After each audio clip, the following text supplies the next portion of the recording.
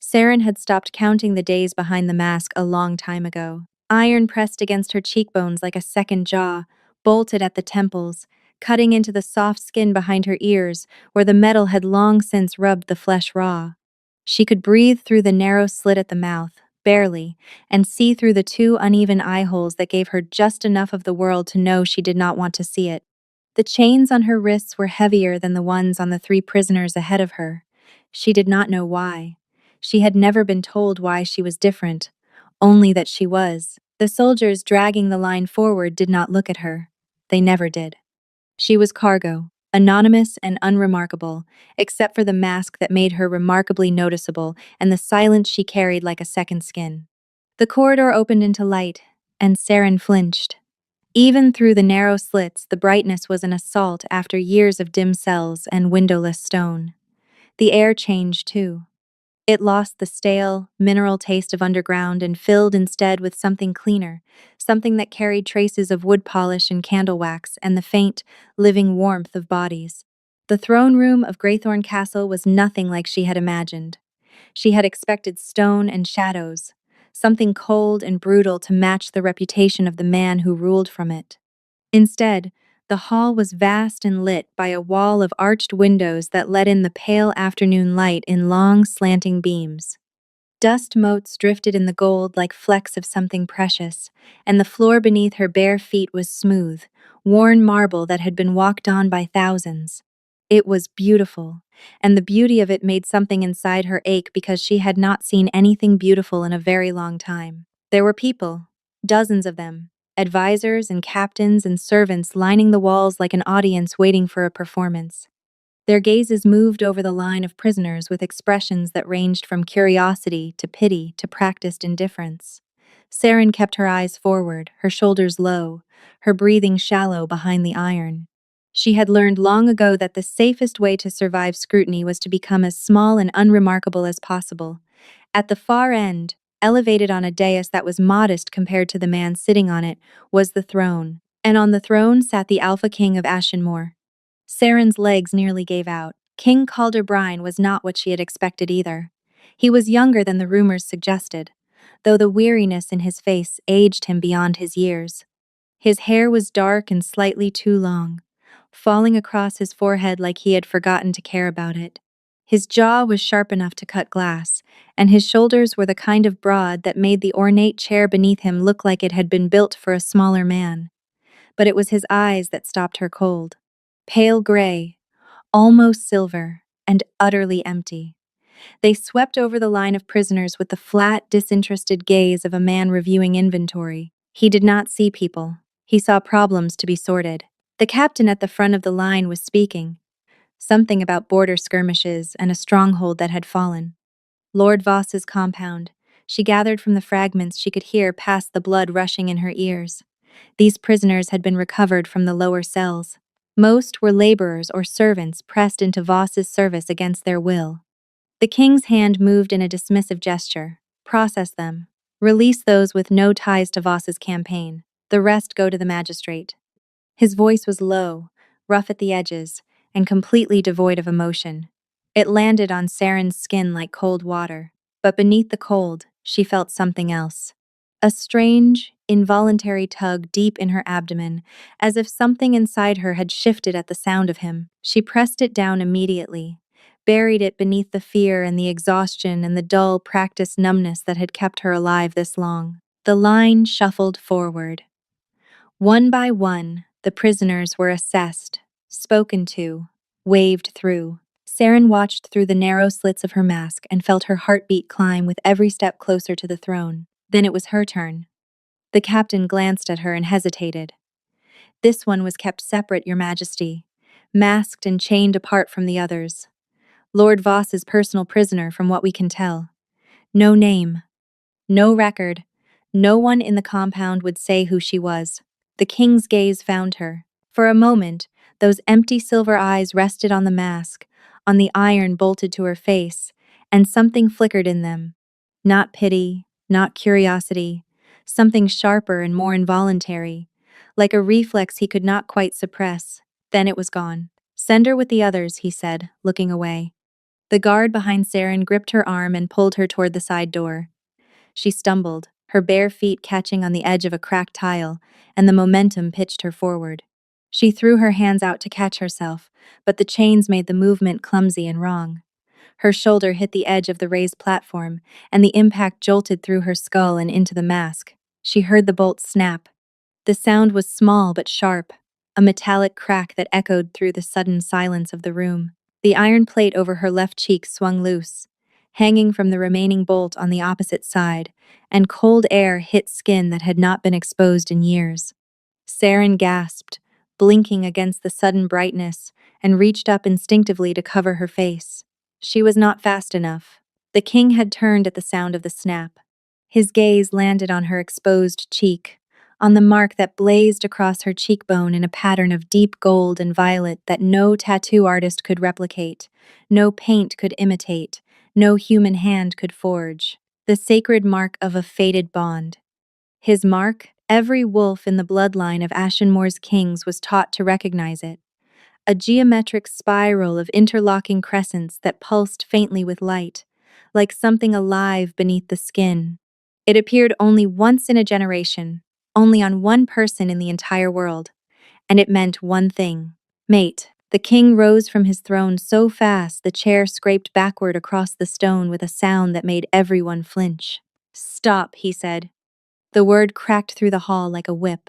Every guard, every advisor, every servant froze. Saren stared up at him from the floor, her hair tangled across her face, her chains pooling around her wrists, one half of the shattered mask still clinging to her jaw. She could see his expression now, fully and clearly, and what she saw terrified her more than anything in Lord Voss's cells ever had. He was looking at her like the ground had just opened beneath his feet. They did not take her to the cells. They did not process her with the others. Instead, two guards she had never seen before escorted her through corridors that grew progressively finer, the rough stone giving way to polished wood, then to tapestried walls and carpeted floors that felt foreign beneath her bare, calloused feet. No one spoke to her. No one told her where she was going. The guards walked on either side of her with the careful alertness of men who had been given very specific instructions by someone they were afraid of displeasing. The room they left her in was small but clean.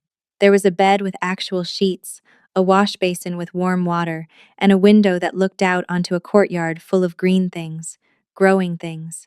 Trees with leaves that shifted in the breeze, flower beds in deliberate tended rows, a stone bench beneath a climbing rose that had been allowed to grow wild along the courtyard wall. Saren stood in the center of the room and pressed her hands to her mouth and tried very hard not to cry. She failed. The tears came fast and silent, years of them, soaking into her palms and dripping through her fingers onto the clean floor. She cried for the girl she had been before the mask. She cried for the years of iron and darkness and the slow, grinding erosion of everything she had once believed about herself. She cried until her chest was hollow, until the sobs turned dry and soundless, and then she washed her face in the basin and stared at her reflection in the copper mirror above it. She barely recognized herself. Her face was thinner than she remembered, the bones more prominent, the skin pale from years without sunlight. The raw marks from the mask's edges traced angry red lines along her temples and behind her ears, but it was the mark that drew her gaze. The golden violet spiral on her left cheekbone that she had carried since birth, the one her mother had hidden with cloth when she was a child, the one Lord Voss had locked behind iron the moment he saw it. She did not know what it meant. Her mother had never told her, had only said it was dangerous, that people would want to use her if they saw it, and that she must never let anyone look. Then her mother had disappeared, and Saren had been alone, and eventually Voss's men had found her. She traced the mark with her fingertip. It pulsed faintly at her touch, warmer than the surrounding skin, as though it had its own heartbeat. It had always done that, for as long as she could remember. A quiet, patient glow that never fully went away, even behind the iron. As a child, she had thought it was alive. As a prisoner, she had thought it was mocking her. Now she did not know what to think. A knock at the door startled her so badly she bit her tongue. "May I come in?" A man's voice, calm and measured. Saren opened the door to find a tall man with sharp features and watchful dark eyes. He carried himself with the quiet authority of someone accustomed to standing beside power without wielding it. "My name is Hadric," he said. "I serve as the king's second, his beta." Saren stared at him and said nothing because she had learned in Voss's cells that silence was safer than words. Hadric studied her for a moment, his gaze moving to the mark on her cheek, then back to her eyes. "Do you know what that mark is?" he asked gently. "Dangerous," Saren said. "That is all I was ever told." Something shifted in Hadric's expression. Sympathy, maybe, or the effort of suppressing it. "It is a sacred bond mark," he said. "It identifies the fated mate of the ruling Alpha bloodline. It has not appeared in 4 generations." The words hit her like a physical blow. She took a step back, her shoulders hitting the wall behind her. "That is not possible," she whispered. "I understand this is difficult to hear," Hadric said, his voice still maddeningly calm. "But the mark is unmistakable, and the king has confirmed it. He recognized it immediately." "The king," Saren repeated, her voice hollow. "Your king thinks I am his mate." "The mark does not lie," Hadric replied. "But I want to be honest with you. The king has asked me to verify the mark's authenticity through the court healer before any decisions are made. This is as much for your protection as his." "My protection," Saren echoed faintly. "There are people who would exploit a false claim, and there are people who would harm a true one." That second sentence landed heavily. Saren thought of Lord Voss, of the Iron Mask, of the years spent in darkness, and understood with nauseating clarity exactly what Hadric meant. "Someone already knew," she breathed. "Voss. He knew what this mark was. That is why he kept me hidden." Hadric's jaw tightened almost imperceptibly. "That is our suspicion, yes." The room felt smaller suddenly, the walls pressing in. She could feel the edges of panic sharpening in her periphery, the old familiar constriction in her throat that came with the feeling of being trapped. She forced herself to breathe. "What happens now?" Saren asked. "Now," Hadric said, "you meet the court healer. And then, depending on what she confirms, the king will wish to speak with you." The walk to the healer's quarters felt like walking through deep water. Every step took effort. Every corridor felt too long, too bright, too full of people who stared at her bare feet and her scarred temples and the impossible mark blazing on her cheek. The healer was a woman named Marin, small and silver-haired with hands that moved like birds and eyes that missed absolutely nothing. She sat Saren down in a bright, herb-scented room, tilted her chin toward the light, and studied the mark in silence for a long, breathless minute. "It is real," Marin said finally, sitting back. "Sacred geometry, bioluminescent pigmentation beneath the dermis, responsive to proximity with the alpha bloodline. This is not a forgery." "Responsive to proximity," Saren repeated. "What does that mean?" "It means the mark will intensify when you are near the king. It will glow brighter, pulse faster, and if I am correct, you may have already noticed certain physical responses in his presence. Warmth, heightened awareness, difficulty breathing." Saren thought about the throne room. The moment his eyes had found her through the broken mask, the way her lungs had seized and her skin had flushed hot beneath the iron, the strange tug in her abdomen she had refused to examine. "That was just fear," Saren said. Marin gave her a look that suggested she was not fooling anyone but chose not to argue the point. "There is something else you should know," Marin continued, her voice dropping lower, and the shift in tone made Saren's stomach clench. "Something about the king." Saren waited, her fingers gripping the edge of the chair. "Not yet," Marin said, almost to herself. "Not until I have spoken with Hadric. But soon." She paused, met Saren's eyes, and the weight in that gaze was heavy enough to crush. "Stay in the castle. Do not try to leave. And do not be alone with the king until I have had that conversation." Saren's blood ran cold. "Why not?" Marin did not answer. She simply squeezed Saren's hand and turned back to her work, and the silence she left behind was far more terrifying than any answer could have been. Saren did not sleep that night. She lay in the clean bed with the clean sheets and stared at the ceiling and replayed Marin's warning over and over until the words lost all meaning and reformed into something worse. "Do not be alone with the king." Why? What would happen? Was he dangerous? Was she? By morning, her eyes were gritty and her thoughts were frayed. And when Hadric appeared at her door again, she did not even flinch. "The king wishes to see you," Hadric said. "Your healer told me not to be alone with him," Saren replied flatly. Something complicated crossed Hadric's face. "You will not be alone. I will be present, and so will Marin." That should have been reassuring. It was not. The king's study was a room built for work, not comfort. Maps covered every surface. Correspondence was stacked in precise towers across the desk. The windows were narrow and high, letting in sharp columns of light that fell in geometric patterns across the stone floor. The walls were lined with weapons and campaign banners, and the air smelled of ink and old leather. Calder stood behind the desk with his back to the door when they entered. He did not turn around immediately, and in the pause, Saren studied the rigid line of his spine, the tension locked into his shoulders, the way his hands gripped the edge of the desk like he was holding himself in place. When he turned, his eyes went straight to the mark on her cheek, then away, like looking at it cost him something. The mark responded to his attention with a flush of warmth that spread down her neck and into her collarbones, and she had to resist the urge to press her hand over it. "Sit down," he said. His voice was rougher than yesterday, scraped raw at the edges. Saren sat. Hadric and Marin flanked the door like sentinels. The silence stretched. Calder looked at Hadric, then at Marin, then at the desk, then finally, reluctantly, at Saren. "What I am about to tell you does not leave this room," he said. Saren's heart hammered against her ribs.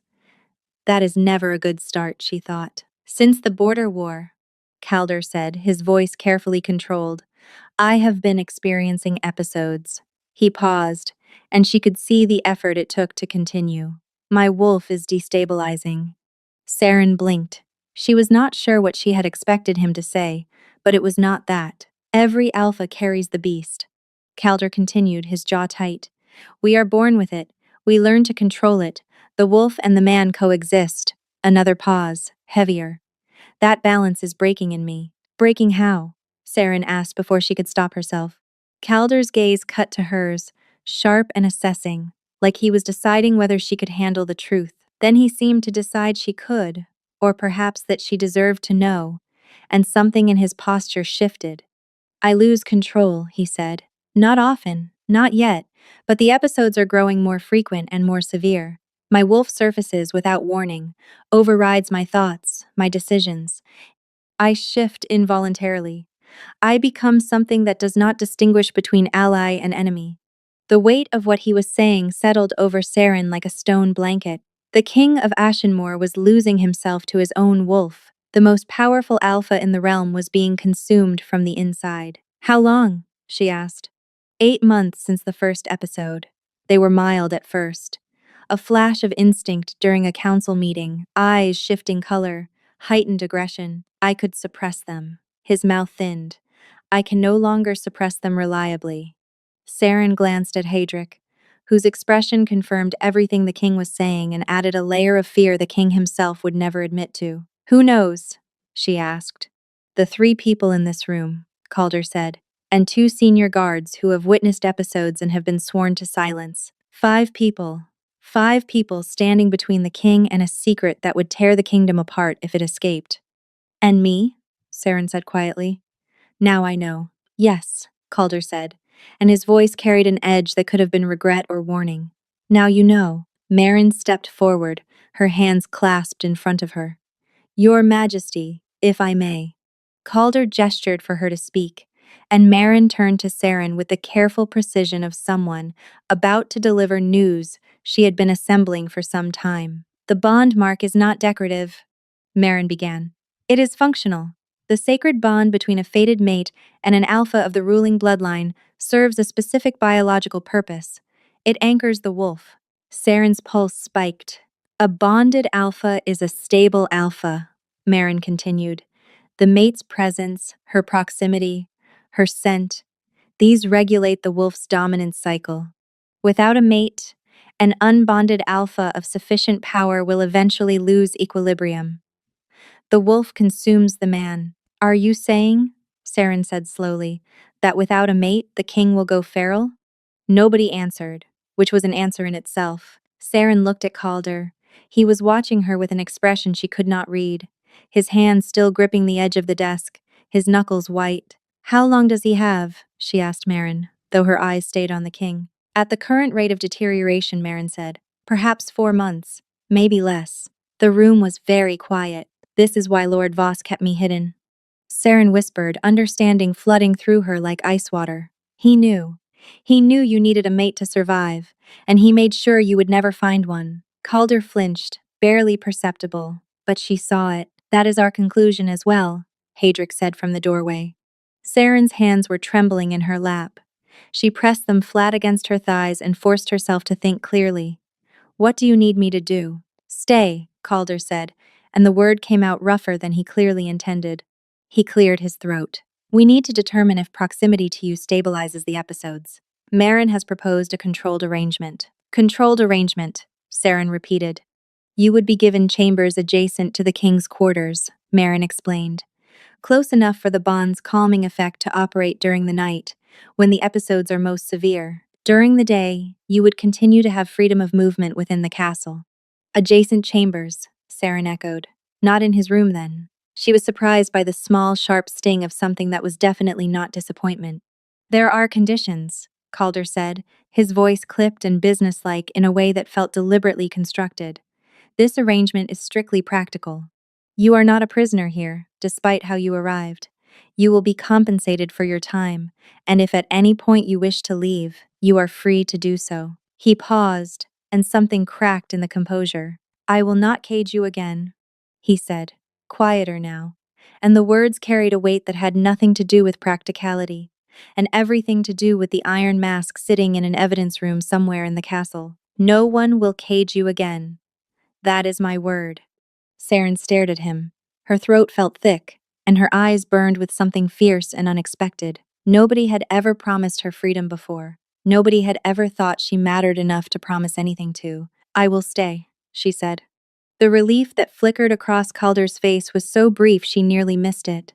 But she caught it, and it settled in her stomach like a coal, small and warm and impossible to ignore. That evening, Saren was shown to a chamber connected to the king's quarters by a single door. The room was simple but comfortable, furnished with more care than she had expected. Fresh linens, a thick wool blanket, a window overlooking the same courtyard she had seen from her first room, but from a higher vantage, closer to the sky. She pressed her palm against the glass and watched the last light drain from the horizon. Somewhere beyond the connecting door, she could hear him moving, the creak of a chair, the rustle of papers, the heavy, deliberate footsteps of a large man trying to be quiet in his own space. Her mark pulsed faintly on her cheek, warm and insistent, responding to his proximity like a compass finding north. Saren pressed her fingers against it and whispered to herself in the dark, "What have I agreed to?" Through the wall, she heard his footsteps pause, then resume, then stop again, closer to the shared door this time, as if he had walked toward it without meaning to. Neither of them opened it, but neither of them moved away. The arrangement, as everyone insisted on calling it, began that first night with the shared door closed between them. Saren lay in the dark, listening to the sounds of him through the wall. The creak of his bed frame when he shifted, the occasional low exhale that could have been frustration or exhaustion or both. At some point, she heard his breathing change, rougher, faster, and then a thud like a fist hitting wood, followed by the sharp scrape of furniture being shoved aside. Then silence. Saren sat up in bed, her heart hammering. She stared at the connecting door. Something beneath her skin stirred, faint and unfamiliar, like an instinct she had never been taught to name. It pressed toward the door the way his footsteps had pressed toward it the evening before, a pull that lived below thought, below reason. She pressed her palm flat against her sternum and willed it still. In the morning, Hadric informed her that the king had experienced a mild episode during the night. His wolf had surfaced briefly, violently, shattering the chair beside his bed before Calder wrestled it back under control. The adjacent chambers are not close enough, Marin concluded after 3 more nights of the same pattern, each episode worse than the last. Each morning, Calder's face a little more drawn, a little more hollowed out, the shadows beneath his eyes deepening like bruises. The bond's calming effect requires closer physical proximity. How much closer? Saren asked, though some part of her already knew the answer. Marin looked at her steadily. Same room, ideally within arm's reach. Saren opened her mouth, closed it, opened it again. You want me to sleep in the king's chambers. I want you to sleep within range of the bond's stabilizing radius, Marin corrected. The king's chambers happen to be where the king sleeps. Saren gave her a withering look that Marin absorbed without flinching. Calder resisted the idea with a ferocity that would have been flattering if it were not so insulting. He was not an invalid. He did not require a nursemaid. He would manage his own wolf, as he had been managing it for months, and he would do so without subjecting a woman he barely knew to the indignity of sleeping on his floor. The refusal lasted exactly 2 nights. On the second night, the episode was severe enough that Hadrick had to physically restrain the king while 2 guards barricaded the door. In the morning, 4 claw marks were gouged into the stone wall beside his bed, deep enough to fit a finger inside. A cot appeared in the king's chambers that evening. It was positioned against the far wall, separated from his bed by the full width of the room, as though the extra 12 feet of distance might preserve whatever shred of propriety remained.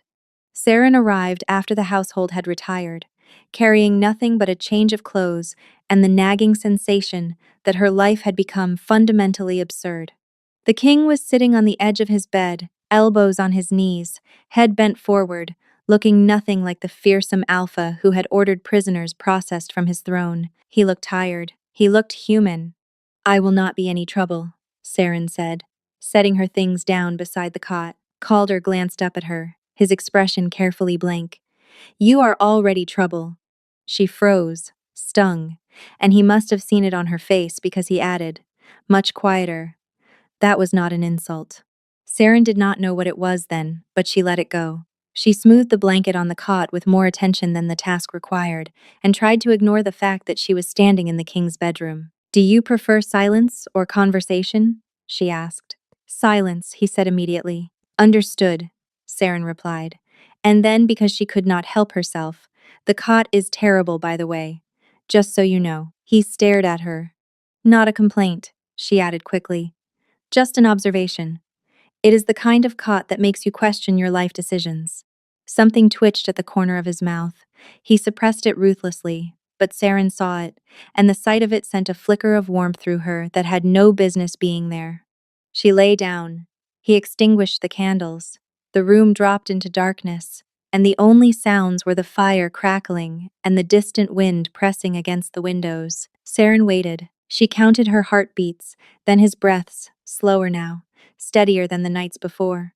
Minutes passed. She heard the subtle shift in his breathing, the gradual loosening, the moment his body surrendered to something it desperately needed. He was asleep. In the morning, she woke before him and watched the dawn light creep across the floor toward his bed. He slept on his back, one arm thrown across his chest, his face slack and unguarded in a way that made him look younger, softer, like a sketch of the man he might have been without the weight of a kingdom pressing down on him. No episodes, no claw marks, no shattered furniture. She slipped out before he woke and felt something warm bloom behind her ribs that she refused to examine too closely. The routine formed over the following days.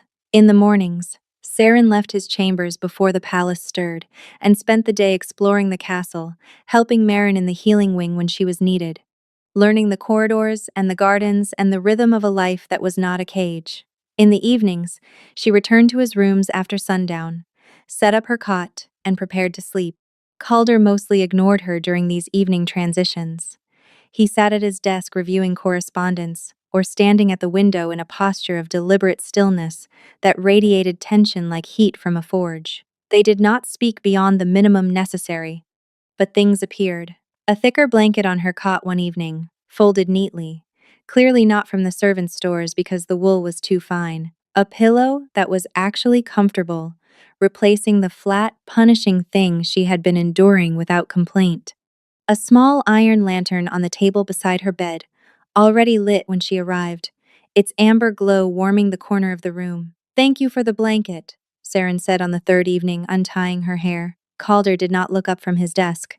I do not know what you are referring to. The one made of wool that probably costs more than everything I have ever owned combined. The servants must have replaced it. And the pillow? Also the servants. And the lantern that appears already lit every evening, as if someone walked over and did it before I arrived? A pause. Coincidence, he said. Saren bit back a smile and said nothing more. On the fifth night, Calder could not sleep. She could hear him in the darkness, the restless shifting, the controlled breathing that was too deliberate to be natural. His wolf was close to the surface. She could feel it through the bond, a pressure against her senses like the air before a storm. The mark on her cheek pulsed steadily, warm and urgent. "Tell me something," he said into the dark. The request startled her. Something about what? Anything. Something unimportant. Saren thought for a moment. When I was small, before Lord Voss found me, I lived near a village that held a goat race every autumn. The goats were supposed to run through the market square, but they never cooperated. One year, a goat climbed onto the baker's roof and refused to come down for 2 days. The whole village stood in the square arguing about how to retrieve it. Someone suggested luring it down with turnips. Someone else said goats hate turnips. This started a secondary argument about goat dietary preferences that lasted longer than the actual goat situation. Silence from the bed. The goat eventually came down on its own and ate the turnips, Saren added. More silence. Then, very quietly, "What happened to the baker's roof?" "Destroyed." The baker was furious. He demanded the goat's owner pay for repairs. The owner said it was the race organizer's fault. The organizer said it was the goat's fault. They took it to the village elder, who ruled that the goat was an act of nature and therefore no one's responsibility. A sound from the bed. Low and brief and unmistakable. Calder had laughed. It was barely a breath of sound, bitten off almost immediately. But Saren heard it, and her whole body went still. She lay in the dark with her heart beating too fast, feeling as though she had just witnessed something impossibly rare, like seeing a shooting star burn all the way to the ground. She started talking to him every night after that, not about anything important. Village stories, childhood fragments, observations about the castle's architecture, or the gardener's ongoing feud with a family of persistent crows. Calder never asked her to continue, but he never asked her to stop either. And his wolf retreated faster on the nights she spoke, the episodes softening from violent surges to faint ripples that barely disturbed his sleep. One morning, as she was leaving, he said without looking up from his desk, "The crows. Did they get into the herb garden again?" Saren stopped in the doorway, stunned. He had been listening. He remembered. "Yesterday," she managed. Marin was furious. "Marin is always furious," Calder said, and the corner of his mouth lifted, and Saren left the room feeling like the ground beneath her feet had shifted in a direction she could not name. Then, on the 9th night, everything changed. Saren woke to a sound that was not human, a low, guttural snarl that vibrated through the floor and into her bones. She sat up fast, her pulse spiking, and saw Calder on the bed, his body rigid, his back arched, his hands twisted into the sheets so tightly the fabric had torn. His eyes were open, but they were not his. They were gold, bright and burning and utterly animal, and the sound coming from his throat was the sound of a wolf fighting to break free of a body that would not let it go. "Calder," Saren whispered. He did not hear her. His body convulsed, and she saw the ripple beneath his skin, muscles shifting in ways that were not natural, bones threatening to reshape. She was off the cot before she could think. She crossed the room in 3 strides, reached for him, and pressed both hands against his chest. The world vanished. Saren was somewhere else. The transition was not gradual. There was no fading, no blurring. One moment she was standing in the king's chambers with her palms pressed against warm skin. The next she was standing in a forest that should not exist. The trees were enormous, ancient beyond comprehension, their trunks black as burned bone, and their canopies so dense they blocked out everything above. No sky, no stars, no moon. The only light came from something deep within the wood itself, a faint bioluminescent pulse that throbbed through the bark like a heartbeat. The roots were immense, breaking through the surface of the ground in dark, gnarled ridges that twisted around each other like the fingers of something buried and trying to claw its way free. The air was thick and hot and tasted of iron and pine and something older, something primal that bypassed her thoughts entirely and spoke directly to the animal part of her brain. Run, it said. Saren did not run. Where am I? She whispered, and her voice came back to her in layers, as though the trees were repeating it, tasting it, deciding what to do with her. The thing beneath her skin stirred again, the same faint, wordless instinct she had felt through the connecting door on that first night. It was stronger here, more insistent, pressing against the inside of her ribs like something trying to unfold. She did not know what it was. She did not know why it felt like recognition. A sound ahead of her. Not a voice, but something larger, something that moved through the undergrowth with the deliberate patience of an apex predator that had never needed to hurry. The ground trembled faintly beneath each footfall. The wolf emerged from the shadows between two massive trunks, and Saren stopped breathing. It was immense, larger than any wolf she had ever seen or imagined, its shoulders level with her chest, its body a mass of dark fur and coiled muscle that radiated power the way a bonfire radiates heat. Its eyes were the same burning gold she had seen in Calder's face moments ago, and they fixed on her with an intelligence that was not human but was far more than animal. This was not a dream. This was the veil. The space between man and beast where the wolf lived, where it paced and waited and grew stronger with every episode that fed it. And somewhere inside this creature, Calder was trapped. The wolf lowered its massive head and snarled. The sound was so deep Saren felt it in her teeth. Every instinct she possessed screamed at her to run, to cower, to submit. But the thing beneath her skin pushed back, rising to meet the wolf's presence with a quiet, stubborn force that was entirely its own. I know you, Saren said, and she was shaking, her entire body vibrating with terror. But her voice came out steady. You are part of him. You are not separate. The wolf's ears flattened. It took a step forward, and the ground groaned beneath its weight. He is not your enemy, Saren continued, holding her ground through sheer force of will. And I am not your prey. The wolf lunged. Not at her, past her, around her, circling with a speed that turned the air into a whipping wind that stung her skin and tangled her hair. It was testing her, probing, trying to determine what she was. The displaced air carried its scent, wild and electric and overwhelmingly familiar in a way that made no sense because she had never been here before. Saren closed her eyes and reached for the bond. She could feel it here, stronger than in the waking world, a golden thread that connected her chest to something deep inside the wolf's. She pulled. The wolf stopped moving. Its massive head swung toward her, eyes narrowing. Come back, Saren whispered. Please. She reached out and placed her hand on the wolf's muzzle. The fur was coarse and hot, almost feverishly so, and beneath it she could feel the rapid hammering of a pulse that was not quite animal and not quite human. The wolf shuddered. Its golden eyes flickered, and for one fractured moment she saw Calder behind them, trapped, exhausted, fighting to hold on. Then the veil shattered. Saren gasped and stumbled backward, and she was in the king's chambers again, her hands still on Calder's chest. He was human, breathing hard, drenched in sweat, his eyes wide and clear and terrified. He stared up at her. What did you just do? He demanded, his voice wrecked. Saren pulled her hands back slowly, her own heart slamming against her ribs so hard it hurt. I went inside, she said, into the space where your wolf lives, the veil.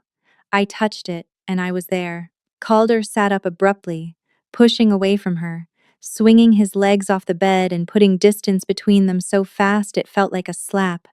That is not possible, he said, and yet it happened. He was on his feet now, pacing the length of the room with the caged energy of something barely contained. She could see the tremors running through his hands. You cannot go there, he said. Do you understand? That place is not meant for anyone. The wolf is not a thing that can be reasoned with. If it had turned on you, if it had attacked, I could not have stopped it. But it did not attack, Saren said. This time, he spun to face her, and the raw fear in his expression made her lungs seize. I cannot control what happens in the veil. I barely survive it myself. Every episode the wolf takes more, and I come back with less. If you are in there when it finally wins, you will not come back at all. The words hung between them, heavy and absolute. Calder, Saren said softly. She used his name deliberately, and she saw the impact of it cross his face like a wound. Do not, he said, his voice cracking. Do not make this harder. Make what harder? The arrangement is over, he said, and each word landed like a stone dropped into still water. You will return to the quarters you were given initially. Hadrick will ensure you are comfortable. Saren felt the blood drain from her face. You are sending me away. I am keeping you alive. By removing the only thing that keeps your wolf from consuming you entirely? He flinched like she had struck him. That is my burden to carry, not yours. It stopped being only your burden the moment I touched you and landed in that forest, Saren shot back, and her voice was rising now, heat flooding into it. I felt it, Calder. I felt the bond. I felt you inside that creature, and I pulled you out. You cannot ask me to pretend that did not happen. I am not asking, he said, and his voice dropped into something cold and final. I am ordering, as your king. The title was a wall, deliberate and cruel, not Calder, the king, a man she had no right to argue with, no standing to challenge. Saren stared at him across the dark room. The lantern he had lit for her every evening flickered on the table beside the empty cot. Fine, she whispered. Your Majesty. She watched the words land, watched him absorb the formality like a blade to the ribs. Then she turned, gathered her things with hands that shook only slightly, and walked to the door. She paused with her hand on the handle, not turning around, and said, The wolf did not attack me because it knew what I was. Whatever you think you are protecting me from, the bond is already inside me. Sending me away does not undo that. She left without waiting for a response. In the corridor, alone, she pressed her forehead against the cold stone wall and felt the mark on her cheek pulse once, twice, then dim to something faint and aching, like a heart learning how to break. 3 days without him, and Saren could feel herself unraveling. It started subtly, a heaviness in her limbs that sleep could not lift, a persistent chill that no fire could reach, as though something essential had been withdrawn from inside her, and the cold had rushed in to fill the space. Her appetite vanished. Food tasted like dust, and the effort of lifting a spoon felt disproportionate to the reward. By the second day, the mark on her cheek had faded from its usual golden-violet glow to a dull, muted bronze, like a flame being starved of air. The thing beneath her skin that had stirred in the veil, the faint, wordless instinct that had risen to meet the wolf, had gone silent, not dormant, grieving. By the third day, the migraines began. Sharp, blinding pulses that drove her to her knees in the corridor outside the healing wing. She pressed her palms against her temples and breathed through the pain, slow and measured, the way Marin had taught her. But beneath the physical symptoms, there was something worse. An absence, a wrongness that lived in the center of her chest where the bond had been forming, growing, reaching towards something it could not find. It felt like homesickness for a place she had never been allowed to call home. Saren told no one. She moved through the castle like a ghost, performing the motions of normalcy with decreasing conviction. She helped Marin sort herbs. She ate meals she could not taste.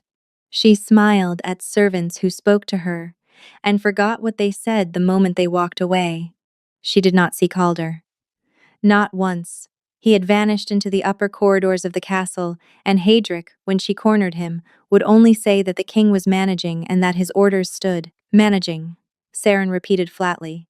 Hadrick's expression was carefully neutral, but his eyes told a different story. They told the story of a man watching two people destroy themselves for noble reasons and being powerless to stop it. Is he sleeping? Saren asked. That is not something I can discuss. Is he having episodes? A pause, a fraction too long.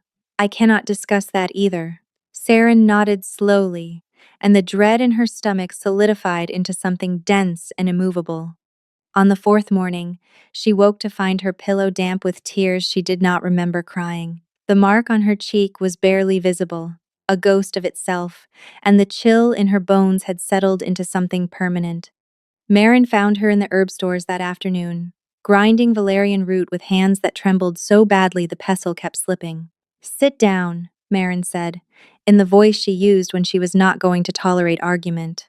Saren sat. Marin took her wrist, checked her pulse, looked into her eyes, then held her face and studied the faded mark with an expression that grew progressively grimmer. How long since you have slept properly? Marin asked. I sleep, Saren lied. How long since you have eaten a full meal? Saren said nothing. Child, Marin said, and her voice softened in a way that cracked something open behind Saren's ribs. The bond is incomplete. It was forming, strengthening every night you spent near him, and now the separation is tearing it apart. Your body is responding to the break. It is just fatigue, Saren managed. It is not fatigue. It is rejection sickness. The bond is reaching for him and finding nothing, and your body is interpreting the absence as loss, as grief. Marin paused. It will get worse. How much worse? Marin did not answer, which was answer enough. On the 5th day, a summons came. Not from the king, from the council. Councillor Drafton, the oldest member of the king's advisory body, had requested Marin's presence to address concerns about the king's recent behavior at court. Marin was indisposed with a patient who could not be moved, so she sent Saren in her place to deliver her written assessment. Just hand them the document and leave, Marin instructed. Do not linger. You are in no condition for confrontation. Saren took the sealed report and made her way to the council chamber, on legs that felt increasingly unreliable. The corridors stretched and contracted around her in ways that could not be real, and she had to stop twice to lean against the wall and let the dizziness pass. The council chamber doors were open.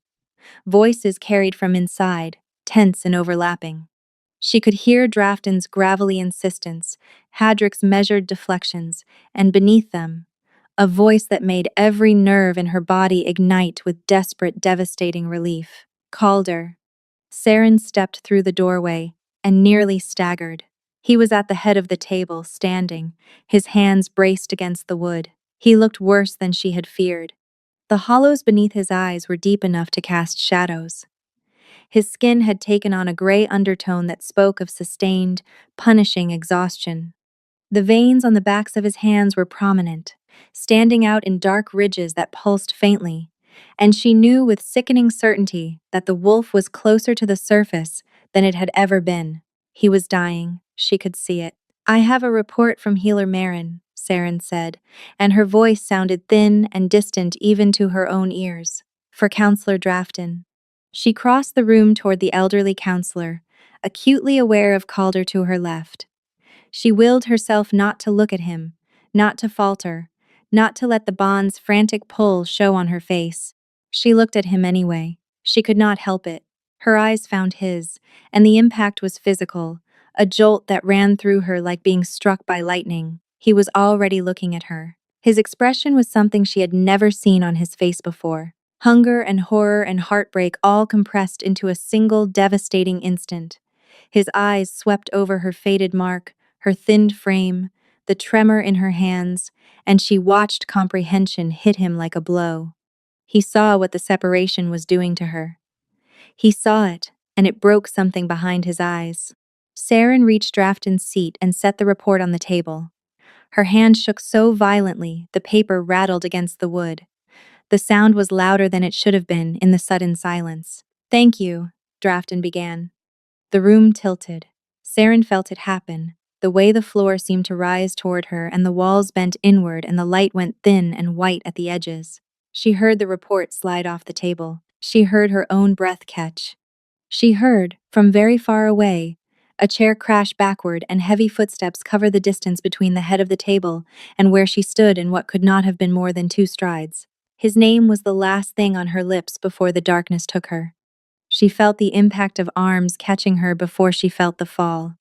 She felt herself being pulled against a chest that shook with barely restrained fury and terror in equal measure. She felt hands cradling her head, tilting her face upward, fingers pressing against the pulse point in her throat. Get Marin, Calder snarled, and his voice was barely human. Now, someone ran. Multiple someones. The room erupted into movement, but Saren could not see any of it because her eyes would not open and her body would not respond, and the only thing she could feel was the bond in her chest, blazing back to life at his touch like a fire finding air. She came back to herself in the healing wing. The light was soft and amber, and Marin was adjusting a herbal compress against her forehead, and Calder was sitting beside her bed. Not across the room. Not standing at a professional distance. Sitting beside her, close enough that his knee pressed against the mattress, his elbows on his thighs, his head in his hands. When he heard her stir, he looked up, and the expression on his face was so raw, so devastated, so furious at himself, that Saren's eyes filled with tears before she could form a single word. "You idiot," she whispered. His jaw clenched, but he did not argue. He could not. The evidence of his idiocy was lying in a healing bed with a faded bond mark and hands that still trembled. "How long has she been like this?" he demanded, turning to Marin without taking his eyes off Saren. "Since you sent her away," Marin replied calmly. "The incomplete bond is degrading in both directions. Her body is failing because the bond cannot find its anchor.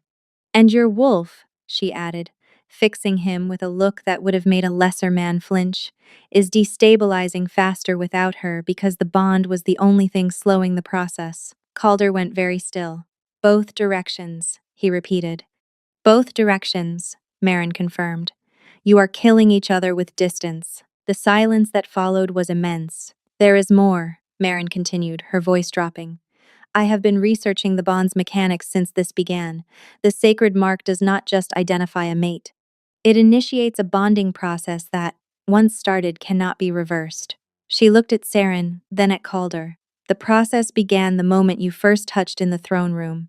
Every night she spent in your chambers accelerated it, and now that it has reached this stage, the bond must either be completed or it will consume you both." "Completed," Saren whispered. "Or consume you both," Calder said flatly. Marin nodded. "You have perhaps 3 weeks before the deterioration becomes irreversible. In you, that means full feral transformation with no return. In her, it means organ failure." Saren watched Calder's face as Marin spoke. She watched the weight of it settle onto shoulders that were already carrying more than any man should bear. She watched him look at her fading mark, at the poultice strapped to her wrist, at the tremor in her fingers, and she watched the moment he understood that his protection had become the weapon. He reached out and took her hand. His fingers wrapped around hers, warm and rough and shaking, and the contact sent a wave of heat through her that made her vision swim with relief. The mark on her cheek flared, bright and sudden, its golden violet light casting shadows across the pillow. "I am sorry," he said, and his voice cracked on the second word. Saren squeezed his hand and held on. Marin kept Saren in the healing wing for 2 days. Calder did not leave. He tried to, twice. He stood, made it 3 paces toward the door, and stopped. The first time, he turned back with a muttered excuse about needing to review Marin's treatment notes. The second time, he did not bother with an excuse. He simply returned to the chair beside her bed and sat down like a man who had lost an argument with his own legs. Saren watched him from the pillow and said nothing, but the mark on her cheek glowed steadily brighter with every hour he stayed, and they both knew what that meant. Hadric came and went, delivering reports and correspondence that Calder reviewed without moving from the chair. The beta's expression remained carefully neutral, but on his third visit, he set a stack of documents on the side table and said, very mildly, "The council is wondering where you are." "Your Majesty, the council can wait," Calder replied without looking up. Hadric's gaze flicked to Saren, then back to the king. The ghost of something that might have been satisfaction crossed his face before he turned and left. On the second evening, Marin declared Saren well enough to leave the healing wing. Her vitals had stabilized. The mark had regained most of its color. The tremor in her hands had stopped. "The proximity is working," Marin told them both. "But proximity alone will not be enough for much longer. The bond needs to complete, or the deterioration will resume." She left the room with the particular briskness of a woman who had said everything that needed saying and was done repeating herself. Saren and Calder stood in the empty healing wing, alone for the first time since the night he had sent her away. The silence between them was thick with everything unsaid. "I should return to my quarters," Saren said carefully, testing the words. "Your quarters are being relocated," Calder said. "Adjacent to mine was clearly insufficient." Marin recommends the previous arrangement. The cot, Saren said. The cot, he confirmed, and then added, so quietly she almost missed it, which I have been told is a crime against furniture. Saren blinked at him. He had remembered. The walk back to his chambers was slow. Saren's body was still recovering, and Calder matched her pace without comment, adjusting his long stride to hers with an unconscious attentiveness that made her throat tight. They did not speak, but he stayed close, and twice his hand hovered near her elbow when she wavered on a stair, withdrawing the moment she steadied. His chambers looked the same. The cot was still against the far wall, the lantern still on the table beside it, but the blanket on the cot was different, thicker, and beside the lantern someone had placed a small bundle of dried lavender tied with string. Saren picked it up and held it to her nose. The scent was soft and calming, familiar from her hours in the healing wing, and she knew with absolute certainty that no servant had placed it there.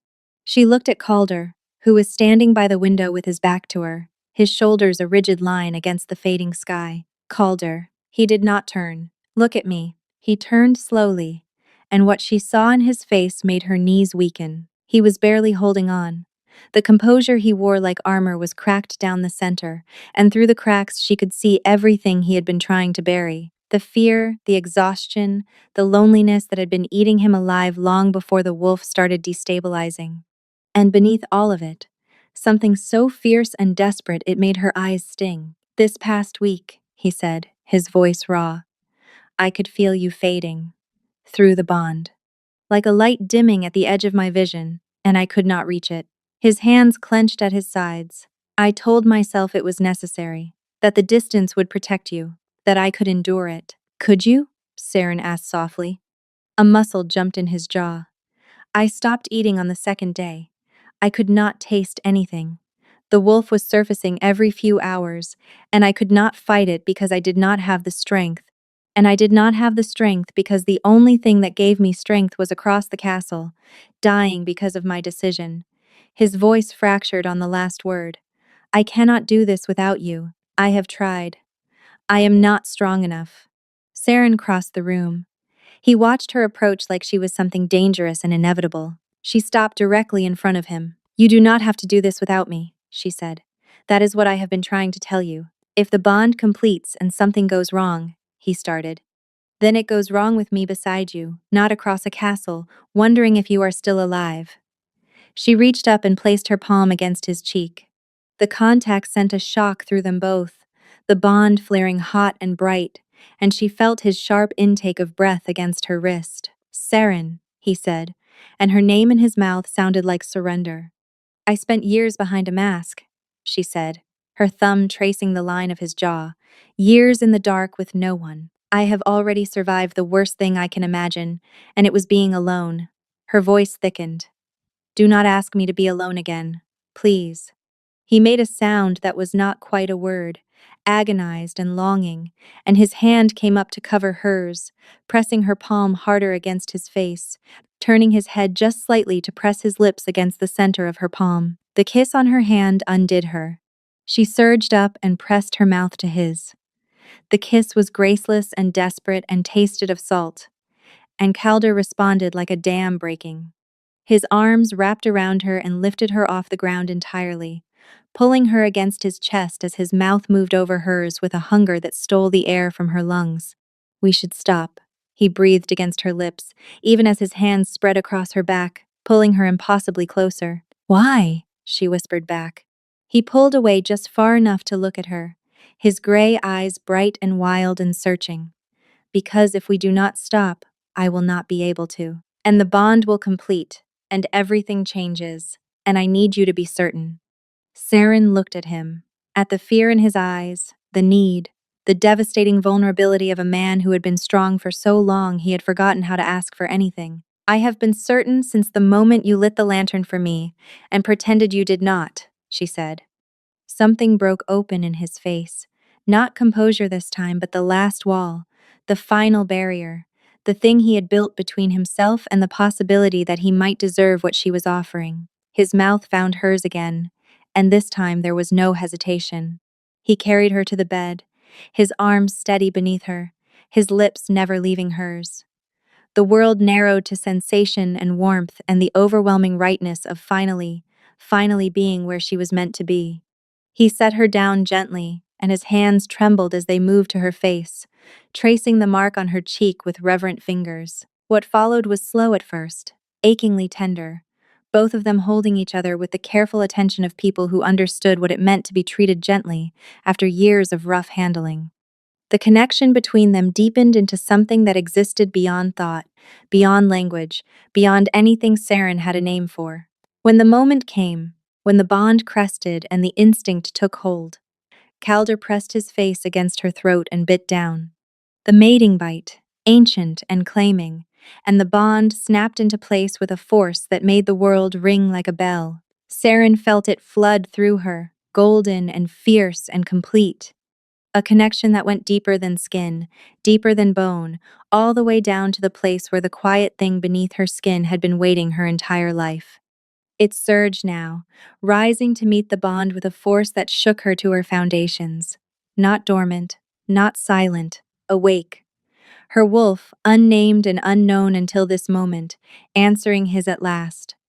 She bit him back, her teeth finding the muscle where his neck met his shoulder, and his answering groan vibrated against her skin. The bond flared brighter, sealed now from both directions, locked and whole. They held each other afterward, breathing hard, the warmth of the room settling around them like a blanket. Calder pulled her against his chest, and she felt the steady rhythm of his heart beneath her ear, strong and even and calm in a way she had never heard it before. Sleep, she murmured against his skin. He obeyed, his body going heavy and warm beneath hers, his arms tightening around her even as consciousness left him. Saren felt herself follow, pulled under by exhaustion and warmth and the bone-deep satisfaction of a bond finally complete. Her last thought before sleep took her was that she had never felt safer. She woke in the vale. The forest was different this time. The massive black trees were still there, towering and ancient, but the bioluminescent pulse that had throbbed through their bark was dimmer now, weaker, like a heartbeat faltering. The air was colder than before, and the iron taste had sharpened into something that burned the back of her throat. "Calder," Saren called out, and her voice did not echo. The forest swallowed it whole. She walked forward, barefoot on ground that yielded too softly beneath her steps. The bond hummed in her chest, a golden compass, and she followed it through the dark until the trees thinned and opened into a clearing she had not seen before. Calder was on his knees in the center of it, not the king, not the alpha, not the man who had held her with such tenderness an hour ago. This version of him was stripped bare, hollowed out, wearing the expression of someone who had been kneeling for a very long time and had forgotten how to stand. The wolf stood behind him, not circling this time, but still, its massive body pressed against his back like a shadow given weight and form. Its golden eyes found Saren, and they were not hostile. They were tired. "Calder," Saren said, dropping to her knees in front of him. "Look at me." His eyes were open but distant, fixed on something beyond her. She followed his gaze and felt her stomach drop. At the far edge of the clearing, where the trees pressed in like a closing fist, figures stood in the darkness, dozens of them. Men, women, some heartbreakingly young, standing motionless in rows that stretched back into the shadows. Their faces were smudged with ash. Their clothes were burned, charred at the edges, smoke still rising from the fabric in thin, curling wisps that never dissipated. The prisoners. Understanding hit Saren like a physical blow, and she tasted bile in the back of her throat. These were the prisoners from Voss's compound. The ones in the lower cells, the ones nobody knew were there, the ones who burned. "Tell me," Saren whispered, taking his hands. They were ice cold and rigid. Through the bond, the memory came. Not in words, but in images, sounds, sensations that crashed through her mind like a wave breaking over rocks. The siege of Voss's compound. The walls breached at dawn after 3 days of fighting. Calder's forces pouring through the gap, meeting resistance on every level. Fire arrows, oil pots. The kind of desperate defensive measures that turned a battle into an inferno. Voss's soldiers had set the lower levels ablaze to destroy evidence of the supply routes, the smuggled weapons, the intelligence that would have exposed his network of allies across the northern border. They had not thought about the prisoners chained to the walls below. Calder had heard the screaming from inside the courtyard. He had smelled the smoke and the burning and the something else that no soldier ever forgot. He had ordered his men to breach the lower cells, but the fire was already too deep, the heat too intense. 3 of his soldiers had died trying. In the aftermath, they had found 57 bodies. Men and women who had been locked in Voss's cells for crimes that ranged from dissent to simply being in the wrong place. They had burned alive while the battle raged above them. Saren had been in the upper cells, separated from the others, kept behind an iron mask in a room with a lock that required a key only Voss carried. When the fire reached her level, a retreating soldier had kicked her door open, not out of mercy, but because he was fleeing and the door was in his way. She had crawled out through smoke and chaos and collapsed in the courtyard, where Calder's men found her. She had survived because Voss considered her valuable. 57 others had not. The knowledge carved through Saren like a blade, and she understood now, fully and completely, what the veil was. It was not just the wolf's domain. It was the space where Calder kept the things he could not carry in the waking world: the guilt, the grief, the unbearable weight of having won a war and lost the people he was fighting to save. The wolf was not consuming him because it was a beast without reason. The wolf was growing stronger because Calder was feeding it. Every night, he came to this place and knelt before the dead and offered himself as punishment. And the wolf, bound to his emotional state, gorged on the guilt and grew larger and more feral and less controllable, which only confirmed what Calder already believed: that the beast inside him was monstrous, that he was monstrous, that he deserved to be consumed. One of the burned figures stepped forward. A boy, small and slight, his face half obscured by ash. He looked at Calder with eyes that held no accusation, only patience, the terrible patience of the dead who had nowhere else to be. "You could have been faster," the boy said, and his voice was Calder's. The words were Calder's own guilt given a mouth and a face. "You could have breached the walls sooner. A better king would have known they were there." "Stop," Saren said, her voice breaking. She squeezed Calder's hands. "That is not his voice. Those are your words, not his. You are doing this to yourself." Calder's head dropped. "You breached a fortified compound in 3 days," Saren said, her voice fierce even as tears streamed down her face. "You sent soldiers into a burning building to save people you did not even know were there. 3 of your own men died trying to reach them. You did not fail those prisoners. Voss failed them. Voss chained them there. Voss set the fire. You were the one trying to put it out." "I was not fast enough," Calder whispered. "No," Saren agreed, and the word landed hard. "You were not fast enough, and that is a tragedy. A real, terrible, unfair tragedy that you will carry for the rest of your life. But it is not evidence that you are a monster." She released one of his hands and reached behind him to touch the wolf. Its fur was hot beneath her palm, its breathing shallow and rapid. It flinched at her touch, then stilled. "This creature is not your punishment," Saren said. "It is part of you. The same part that heard the screaming and ordered his men into the fire. The same instinct that drove you to fight for people you had never met. You have been at war with yourself since the day those cells burned, and the war is killing you because you will not let it end." Calder looked up at her, and his eyes were raw, stripped of every defense, every wall, every carefully constructed barrier. The man beneath the king, beneath the alpha, beneath the armor. "I hear them," he said. "Every night, I hear them screaming, and I cannot reach them. I will never be able to reach them." "I know," Saren whispered. She cupped his face in her hands, her thumbs brushing away tears he probably did not know he was shedding. "I know what it feels like to be trapped and to believe you deserve it. I wore that mask for years, and every day I told myself it was because I was not worth saving. That if I had been better, someone would have come." Her voice cracked, and she let it. "But that is the lie, Calder. The mask was not my fault, and the fire was not yours. We do not earn suffering by being imperfect. We just suffer, and then we have to choose whether to keep punishing ourselves or to put it down and live." She turned to the figures standing at the edge of the clearing. The burned, the lost, the ones who would never leave this place because Calder would not let them go. You deserve rest, she told them. All of you, and so does he. For a long suspended moment, nothing happened. The forest held its breath, the wolf held its breath. Even the darkness seemed to pause. Then Calder's hands tightened around hers. I am sorry, he said to the figures. Not a plea, not a performance. A statement of fact, spoken to the dead by a man who had carried their weight long enough to buckle beneath it. I am sorry I was not fast enough. I am sorry I could not save you. I will remember you for the rest of my life, but I cannot stay here anymore. The boy looked at him for a long time. Then the ash on his face began to lift, drifting upward like embers rising from a dying fire. One by one, the figures dissolved. Not into darkness, but into light, soft and pale and golden, floating upward through the black canopy like lanterns released into a sky that had not been there a moment ago. The wolf exhaled, a deep, shuddering breath that seemed to empty its entire body.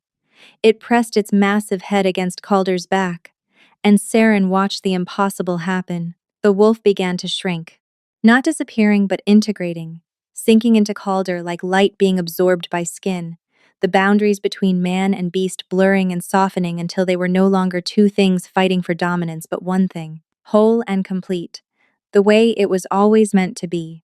Calder gasped, his body shuddered, and then he was falling forward into Saren's arms, and she caught him, held him, bore his weight as the last of the veil dissolved around them. I have got you, she whispered against his hair. I have got you. She woke in his arms, in his bed, in the warm golden light of early morning. The fire had burned down to embers, and the lantern on her table had guttered out, but the light coming through the windows was the softest, warmest thing she had ever seen. Calder was already awake. He was looking at her with an expression that made her heart do something complicated and wonderful. His eyes were clear, truly clear, for the first time since she had known him. The shadows beneath them had not vanished entirely, but they were lighter. The gray undertone in his skin was gone, and his hands resting on her waist were steady. The wolf? She asked. Quiet, he said, and he smiled. Small, fragile, genuine. For the first time in months, quiet. Saren smiled back and felt tears slide down her cheeks. He brushed them away with his thumbs, his touch gentle enough to make her want to stay in this moment forever. The bond hummed between them, warm and golden and whole, complete in a way that went beyond biology, beyond magic, beyond anything either of them had words for. The wolf did not vanish overnight. Calder still had episodes in the weeks that followed, moments where the beast surged and his eyes flickered gold and his hands trembled with the effort of control. But they were different now, shorter, less violent, more like waves breaking on a shore than storms tearing through a city. And Saren was always there, her hand in his, her presence an anchor that the wolf no longer fought against but leaned into. He talked about the war. Not all at once, not easily, but in fragments that emerged during late nights and early mornings, when the world was quiet enough to hold hard truths. He spoke their names, the soldiers who had died in the fire, the prisoners whose faces he had memorized from the recovery reports, the boy whose image had lived in the veil long after the real child had been laid to rest. You are allowed to remember them, Saren told him one night, her head on his chest, her fingers tracing slow circles on his arm.